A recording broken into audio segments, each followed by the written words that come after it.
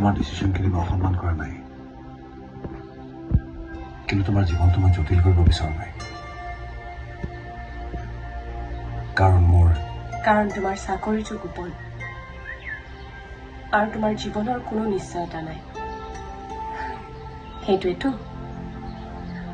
আৰু তুমি এতিয়া ঠিক তেনেকুৱাই এটা চিক্ৰেট মিছনত যাবলৈ ওলাইছা। কি ক'বা আৰু? মই সকলো জানো ৰুদ্ৰ। তাৰমানে তুমি মনে মনে আমাৰ কথাবোৰ শুনি আছিলা? এগৰাকী পত্নীৰ ইমানখিনি জনাৰ অধিকাৰ আছে।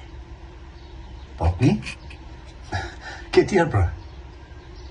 আজি, এতিয়াৰ পৰা।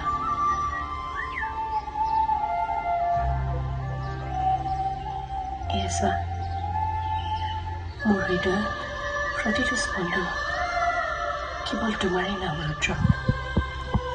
জীৱনত আহিবলগীয়া প্ৰতিটো ক্ষণ মই তোমাৰ লগতে কটাব বিচাৰোঁ। কিন্তু বাকী চব বাদ দিয়া ৰুদ্ৰ, মোক এটাই কথা কোৱা যে তুমি মোক ভাল পোৱা নে নোপোৱা।